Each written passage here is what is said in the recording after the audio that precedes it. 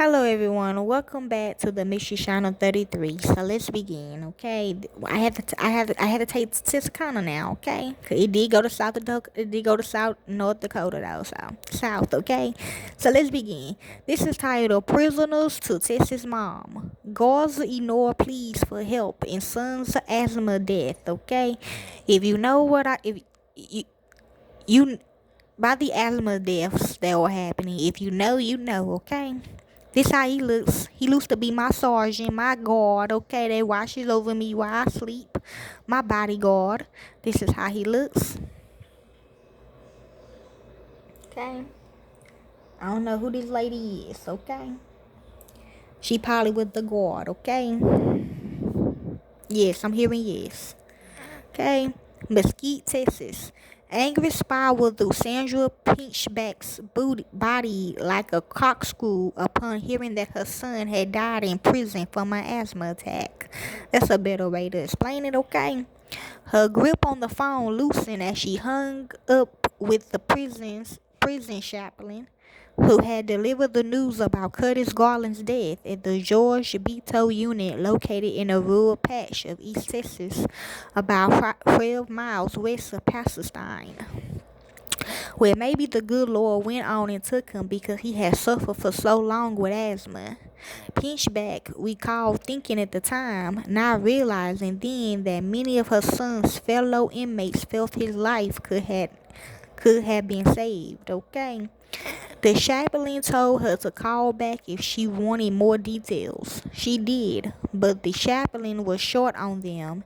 He said he couldn't even tell her what the 37-year-old's body was, okay?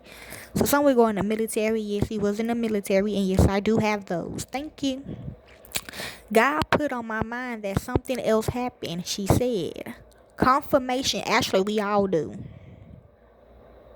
Confirmation came 3 days later when the first of many letters from inmates arrived in her mailbox, she said. They explained everything from that day, and I'm like, wow, she said. Sure did, and I told everyone, okay?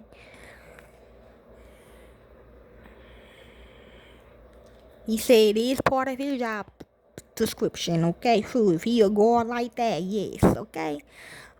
I mean, ain't gonna lie, a lot of them have passed away from me, okay? Ain't gonna lie, I love y'all, okay? Almost 50 letters, each echoing the previous, arrived from inmates who said they wanted to tell the grieving mother the real story of what happened to Garland. Yes, we the offenders of Emmering tried to do everything in our power to get Curtis to the infirmary, and these people still denied him medical treatment, one letter began. Both of the offenders told me that Curtis was telling the officers that he couldn't breathe, that he was going to die. Please help me, reported another. True, it is. So cremation, yes. Okay, that's what they call it when you get cremated. A third recalled her son's last moments. Inmate Garland looked at me and said, help me, 3 times. Then he said, I'm dying, 2 times. Okay? These are just a sampling of their stories.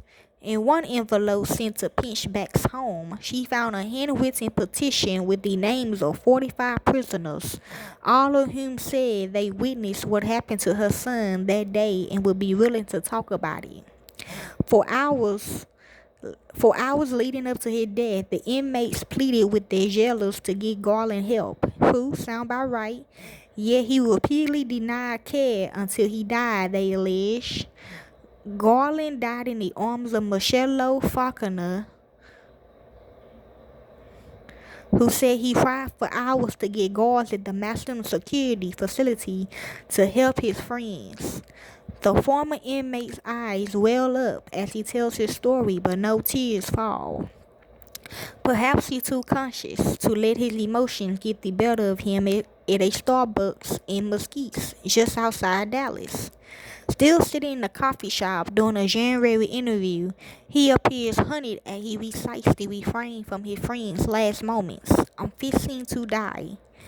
In November, the Pinchback family filed a wrongful death lawsuit against the warden officer and the nurse at Beto unit, alleging that Garland died at a painful death. The Texas Department of Criminal Justice declined to comment on the case due to the pending legislation. Okay. Fates accepted. Garland was almost 2 years into his sentence, and his mother said he had accepted the consequences of his domestic violence conviction. He was content to serve his 12 years, she said. A severe asthmatic, Garland needed an ashable inhaler multiple times a day, along with nebulizer breathing treatments. His mother worried about the level of care he received in prison. Indeed, once incarcerated, Garland reported to his mother that he had problems getting access to his drugs, and the prison nurse who administered his meds refused to treat him at times, Pinchback said. Exaggerating his symptoms, yes, she said is that George Beto is nestled in one of the muggiest parts of Texas and has no air conditioning. Okay, yes. I said it is bad, okay? Yep. Pinchback did what any mother would do, try to make sure her son was getting the proper care, but she faced difficulties. 2014, she was told to have Garland fill out a formal request to give an inmate access to medicine, she said. Unsatisfied, she turned to prison rights advocate Corey Session with the Innocent Project of Texas. She knew Session because he had been key to getting her husband's rape conviction overturned based on DNA evidence. Okay? The other letter, okay? They're trying to make it like them prescriptions. Sessions empathized with Pinchback Rose. His brother, Timothy Cole, was an asthmatic and died in a Texas jail in 1999. True. Something ain't right. Okay, a lot of letters. You could see death on this man's face. At this point, Faulkner estimated more than 6 hours had passed since Garland's first sought medical help. Oh my God.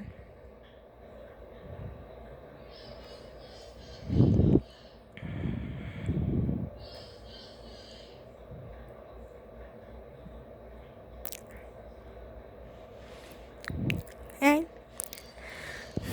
Only the highest profile cases, such as that of Sandra Bland, whose hanging death in a Waller County jail cell last year sparked outcries and investigations made headlines. Possession alleged that deaths such as Garland's are coming.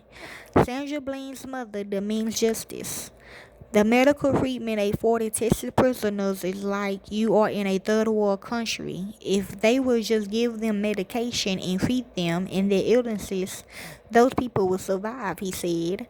We treat animals better than we treat people in prison, True. Sessions said a pervasive lackadaisical attitude towards inmate illnesses and tantamount to extrajudicial punishments. I did all my time, okay? And yes, all this, I know this. So anyways, I apologize.